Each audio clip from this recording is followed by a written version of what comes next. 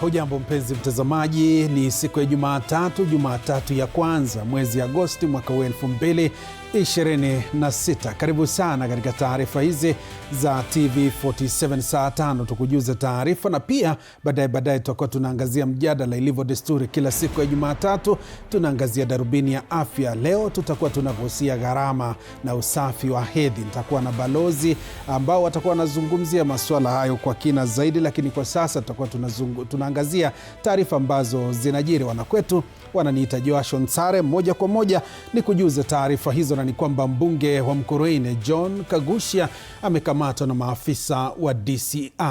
Kagusha amekamatwa katika kampuni ya habari ya Royal Media Services mapema leo baada ya kukesha huko.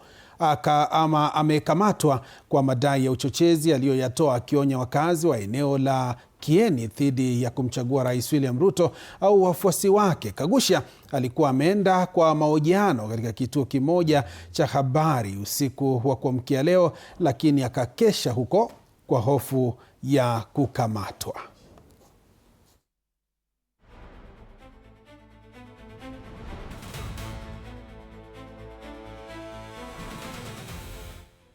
When the DCI, we are colleagues. Let's just carry this guy. He's saying that. We're happy to do it. Just 1 second.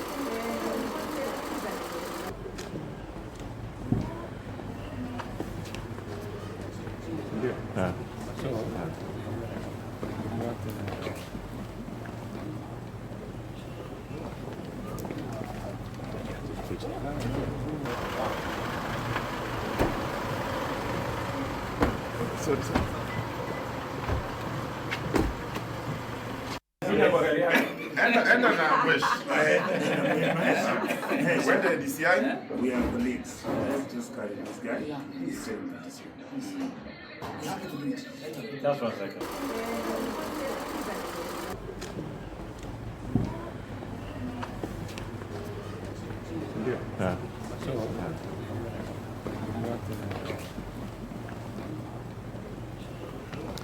Naam, mtazamaji, ni taarifa ambayo tunaitupia jicho na ni taarifa ambayo tunaifuatilia kwa ukaribu ili tukujuze kupitia katika mitandao yetu ya kijamii na pia mubashara matukio haya yanapozidi kuchipuka kutoka maeneo mbalimbali humu nchini. Pia ikumbukwe kwamba hivi sasa mbunge huyo anazuiliwa na maafisa wa DCI katika makao makuu ya DCI wakati ambapo anafanyiwa mahojiano kuhusu semi alizozitoa juma lililopita akiwa katika eneo la Kieni kuhusu uchaguzi wa mwaka 2027. Mtazamaji, kaa ange kabisa, tuko tayari kukujuza yote yatakapochipuka. Tuangazie mengine mtazamaji ambayo yanazidi kuchipuka, na ni kwamba mkutano wa kanda ya Afrika wa shirika la atomiki duniani IAEA umeandaliwa jijini Nairobi kujadili mipango endelevu ya nishati. Akizungumza kwenye hafla hiyo iliyoandaliwa na EPRA katika katibu wa Kawi Alex Wachira amesisitiza ushirikiano wa rasilimali za maji na nishati ili kusaidia Kenya na mataifa ya Afrika kwa ujumla kufanya maamuzi bora katika uzalishaji wa nishati safi ili kusaidia kilimo, uzalishaji wa bidhaa viwandani na hata kulinda uchafuzi wa mazingira.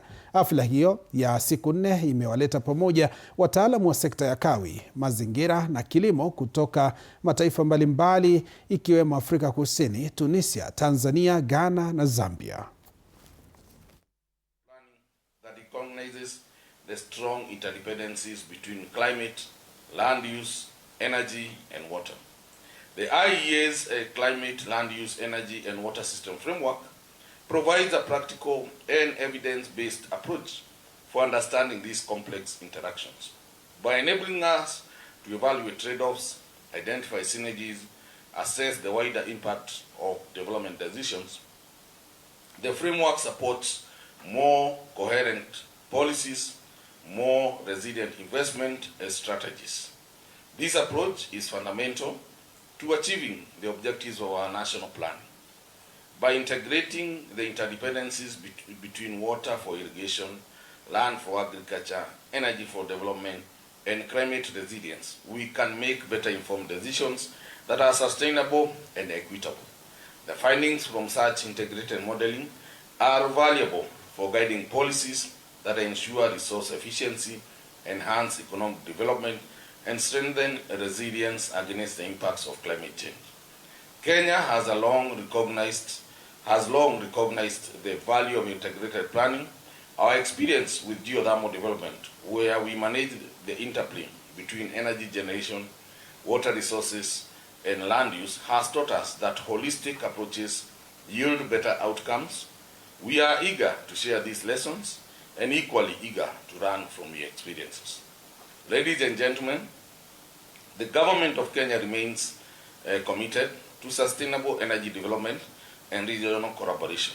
We are proud to host this meeting, which aligns with our national priorities and our commitment to the African Union's Agenda 2063. The participation of Tuangazie mengine. Rais William Ruto kwa sasa anakutana na viongozi na wafuasi wa kanisa la Friends Quakers katika ikulu ya Nairobi. Kwa sasa, mtazamaji, tunavuka moja kwa moja tusikilize yale ambayo yanajiri kwa sasa. Tumshukuru Mungu, ametuchukua kutoka hatua moja anafikisha hatua nyingine. Mimi niliwaeleza kwa mambo ya matibabu. Number 3, nikamwambia mambo ya matibabu, hatutaki Kenya ambayo iko na tofauti. Ati kwa sababu mtu hana pesa, hana kazi, hana uwezo, hawezi kupata matibabu.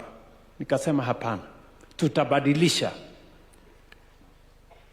na tuhakikishe ya kwamba kila Mkenya, kwa sababu imefanyika katika nchi zingine, mbona Kenya isifanyike? Leo ile NHIF ya zamani ilikuwa ni ya watu wachache.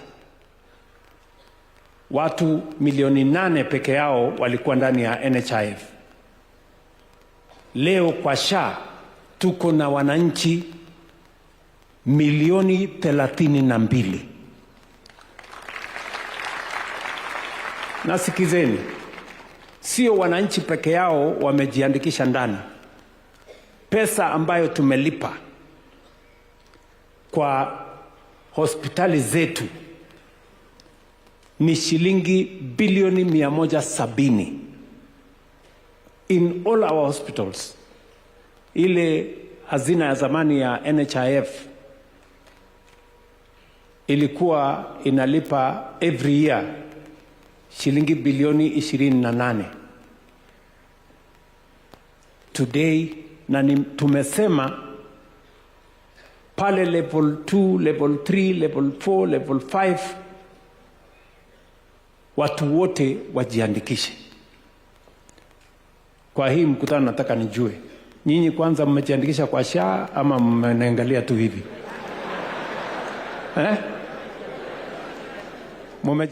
Mtazamaji, tunafuatilia mkutano huo wa Rais William Ruto na wanachama ama viongozi wa kanisa la Friends Quakers kutoka ikulu. Tutakuwa tunakujuza katika taarifa zetu zijazo. Tuelekee kwingine, na ni kwamba wakazi wa Kisargei katika kaunti ya Laikipia wamepinga ujenzi wa barabara inayopitia ndani ya shamba la Eland Down hadi pale kesi ya umiliki wa ardhi hiyo yenye ekari 17,000 itakapoamuliwa na mahakama.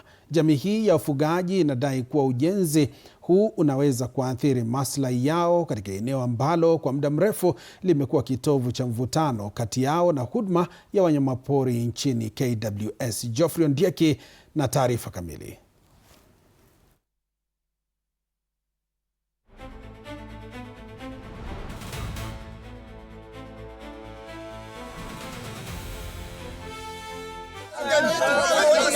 Wakazi wa Kisargei katika kaunti ya Laikipia wameitaka serikali kusitisha ujenzi wa barabara ndani ya shamba la Eland Down hadi pale kesi inayohusu umiliki wa shamba hili itakapoamuliwa na mahakama.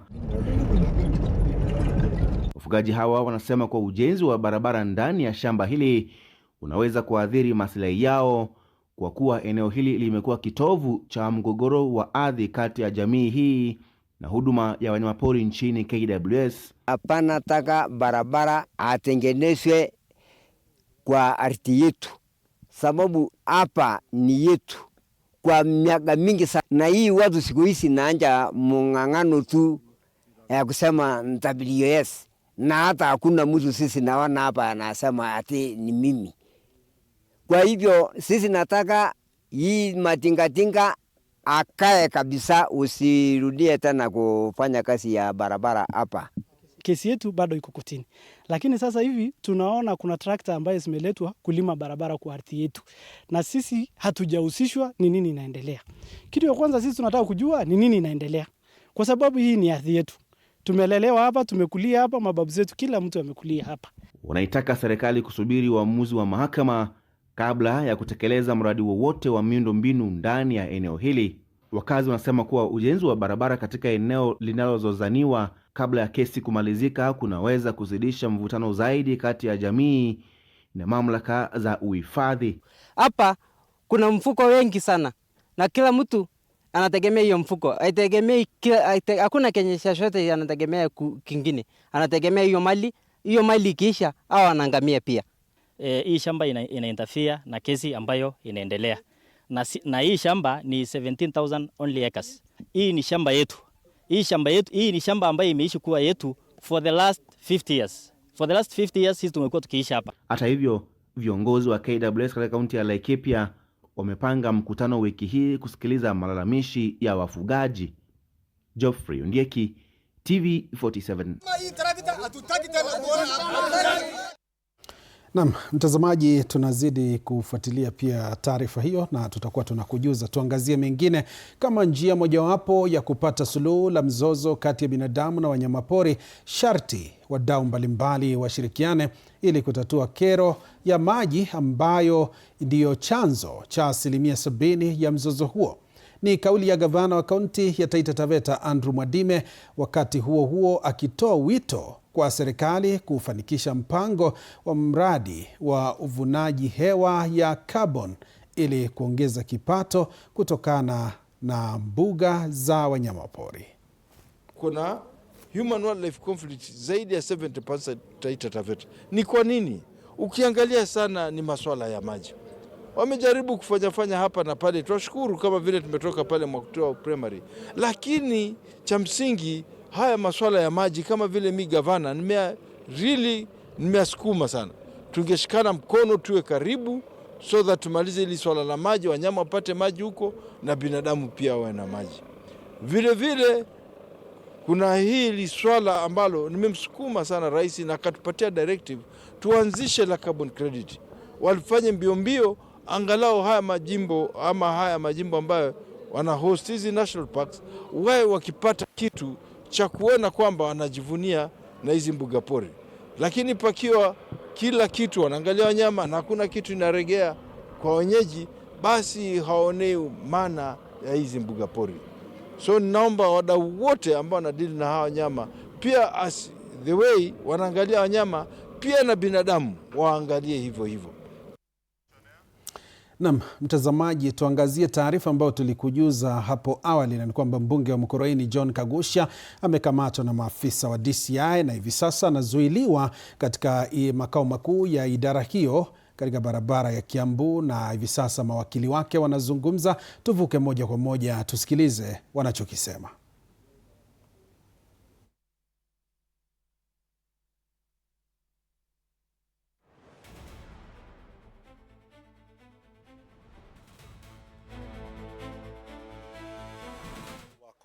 We received a distress call because he was marooned at the offices of Royal Media Services and he was not able to leave that place since yesterday.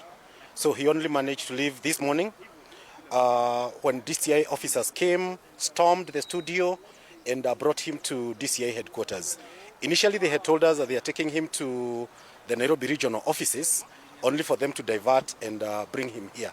So inside the DCI headquarters, we have two of our colleagues, Honorable Mureu and Degwanjiro, who have again been denied access to our client. So he's seated somewhere alone. No lawyer has accessed him. He has not received any advice. So he's isolated somewhere within the DCI headquarters. Then all these lawyers that you see here with me have been prevented from accessing the DCI offices to go and see our client, at least even to get instructions as to why he has been arrested. During his arrest, he was not told why he's being arrested. He was just told by an OCS, come, you are under arrest. Upon inquiry, he was not told why he's being arrested. But we have gathered from people here and there here at DCI headquarters that he's been arrested in relation to some political statements that he made in Kieni. I believe that is Nyeri County. And those remarks were made in local dialect, which is Kikuyu. And personally, and several other people have listened to it, and there's nothing wrong with that speech, because Honorable Kagusha only said that the party that he's supporting will look for votes to the last person. Even if you're hiding in your house, they will come and convince you to support the DCP party and DCP party candidates. What's the problem with that? Why would the government have a problem with a politician saying that he will not spare any vote? They will go and convince anybody, even that person who is hiding in their own house. So, if they really want to charge Honorable Kagusha for any offense in relation to that, let them do it now. Let us go to Milimani, Kiambu, Kieni, Nyeri, whatever it is, Nyahururu, whichever court they want. But keeping him here, having detained him the whole night, the whole morning, and they are not telling us what the problem is. So that's wrong. It is unconstitutional, and they should take him to court, allow us at least to go and access him so that we can listen to him, and then we take the appropriate measures that follow after that. So with all these lawyers, maybe Honorable Maanzo? Yes. I want to say that under Article 49, as soon as a person has been arrested, they have a right and access to their lawyer. Up to now, no lawyer has accessed Kagusha. And again also, we want to call upon the Law Society that then the law should apply equally to all of us. The remarks suggested or alleged to have been made by Honorable Kagusha are not worse than the remarks made by Hassan Omar nor Honorable Duale. And we are saying the Law Society should come in hard in this. We need everybody charged if that's the way to go. I don't understand why Honorable Kagusha is here at all in the first place. The remarks attributed to him may be investigated by NCIC, and that's a place you should have reported. But keeping him here, not charging him, not allowing him to access his lawyers is intimidating, and also within 24 hours then he should have been taken before a court of law. So we are really pleading with the DCI, if you really got nothing to do with him, release him. If you want to investigate him in future, also release him on bond. What is likely to be happening is they are preparing, an application under 36A of CPC, where the police have this habit of misusing the courts to detain people who should not be detained for a number of days. We think the right thing should happen to Honorable Kagusha. He cannot run away from the police. It's not a flight case. And he's really ready to defend his remarks. But let Honorable Duale and Honorable Hassan Omar be arrested too and charged with the remarks I've made so far. What time was he arrested? Well, he was marooned since last night.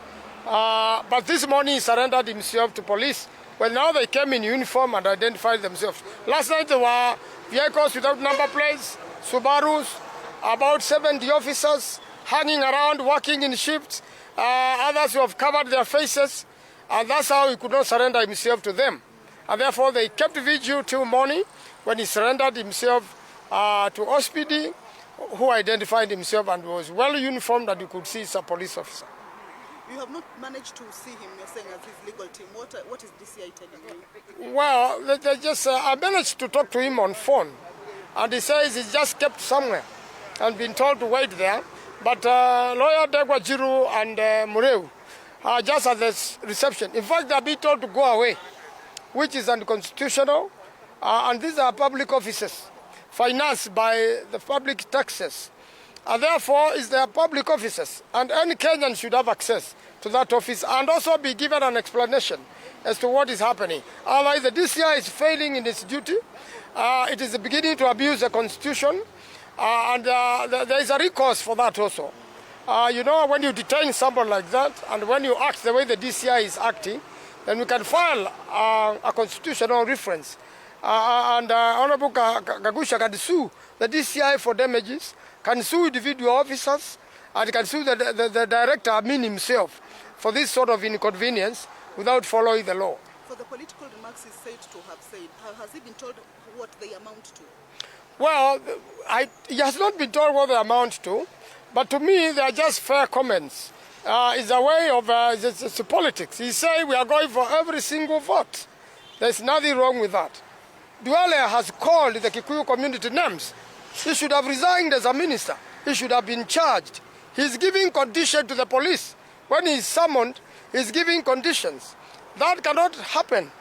You know the responsibility of being a minister in this country. You cannot do it when you are attributed to crimes against humanity, to crimes against a community in this country. Thank you very much. My name is Phyllis Kamau. One of the lawyers representing Honorable Kagusha. And the most unfortunate thing that has happened this morning is that lawyers have been stopped from going into the DCI offices. I have never seen this. We represent clients on a day-to-day. We are allowed inside. In fact, we are usually given parking inside, and we go in and we represent our clients. So when Honorable Kagusha was brought in by the Subarus from Royal Media offices, they stopped us. In fact, were it not for how forceful Wakili Winjiri is, they wouldn't even have gone in. So this is so unfortunate, and we are calling the Law Society of Kenya, we are calling the LSK president to come and stand with us, because the rights to legal representation, the rights of lawyers are even under threat. And if lawyers are threatened, if lawyers are stopped, what will happen to normal people? What we are seeing is a system of intimidation against members of parliament. This is Honorable Kagusha. He's a member of parliament. His abode is known. His place is known. He can sleep in his house and be required to come and present himself at the DCI offices, if at all. We saw Honorable Kanini Kega's car being sprayed by guns. In fact, his car is still at the police station in Olkalau, yet to be released. Another member of parliament. What message is the government sending? The election calendar has started ticking. It's 12 months to the elections. And therefore, we need this government to guarantee free and fair processes. We do not want to see intimidation, police being misused, DCI being misused, because the message they are sending, if lawyers can be intimidated, if members of parliament can be intimidated, what happens to Wanjiko? An open person who just wants to exercise his freedom of choice and express his fair comment on political discourse, what is going to happen to them? The media is under attack. This is Royal Media Services. The last time we started seeing people being arrested from studio was years back, and when this president came in, one of the guarantees he said was freedom of expression and freedom of the media. Now, starting to arrest people outside studio offices is actually intimidating leaders from going to now speak. Kidogo utakuwa unaogopa kwenda Inoro, because if you speak, maybe Subaru Stati will be waiting outside. And what is going to happen to you? Maybe you will be abducted or not produced. So we are seeing an attack on freedom of the media, an attack on elected leaders and intimidation, an attack on lawyers and representation and constitutionalism. And therefore, we cannot keep quiet. And we are calling on the Law Society of Kenya to speak clearly, to write clearly to the right offices, and to protest what is happening right now, this morning, on access of lawyers in public offices. This DCI office is like the police station, it's like our law courts, and therefore, we should be free to go in and go out as and how we wish. Thank you. Mungetaka kusikiza kitu kwa Kiswahili? Just a small comment. Okay, so my name is Monica Muthoni Ndongo. Na mtazamaji, ni taarifa ambayo tunaifuatilia na tutakujuza katika taarifa zetu zijazo na hata kwenye mitandao yetu ya kijamii. Tuangazie mengine. Jamii ya Opokomo katika eneo la Tana Delta, kaunti ya Tana River, imemtawaza rasmi kiongozi wao wa kitamaduni katika sherehe iliyohudhuriwa na wazee, viongozi na wananchi. Wakizungumza katika kijiji cha Maziwa, wanajamii walisema kutawazwa kwake kutaimarisha mshikamano, kusaidia kutatua migogoro kwa mifumo ya jadi na kuhakikisha mila na desturi za Wapokomo zinaridhishwa kwa vizazi vijavyo. Viongozi waliohudhuria walitaka wananchi kuendeleza amani, umoja na mshikamano. Kutawazwa kwa kiongozi huyo kunatarajiwa kuimarisha nafasi ya uongozi wa kitamaduni katika kuhifadhi utamaduni wa Wapokomo na kuendeleza mshikamano miongoni mwa wanajamii wa Tana River.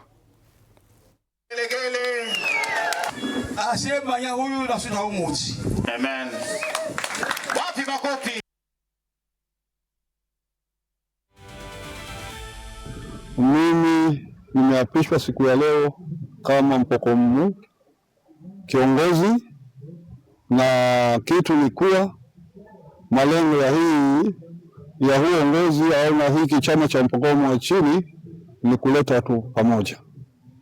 Na vile nisikia wazee wamesema our Pokomo political leader leo ni Danson Buya Mngatana. Sivyo nilivyosema? Hivyo ndivyo walisema. Kwa hivyo kama mtu anataka siasa ya sisi hawezi kuja kwa kieti. Lazima kama ni siasa atapitia yule political leader wetu ambaye Danson Buya Mngatana. Lazima tujitolee. Wantu wansini ni hadhi huzitolee. Uhakikishe kwamba kawiti kaheshimigwa. Ambu sivyo. Sisi hatuna vita na watu wengine, lakini tunasema lazima huyu kiongozi wetu amechaguliwa na magasa yote ya huku nsini aheshimike. Ya furaha ni kuona jamii imeshikana, wanaongea kwa sauti. Naam, mtazamaji, kufikia hapo nahitimisha awamu ya kwanza. Kwenye awamu ya pili, mtazamaji, nitakuwa na wageni studioni siku ya leo, ikiwa Jumatatu ilivyo desturi. Tunaangazia masuala ya afya na tutakuwa tunazungumzia gharama na usafi wa hedhi, wakati ambapo tunahakikisha kwamba jamii inashirikishwa kikamilifu, na hao mabalozi ambao wanaangazia usafi wa hedhi na pia usalama wake watakuwa papa hapa muda mfupi ujao, ili tuiangazie kwa kina. Kikubwa, endelea kuwa nasi.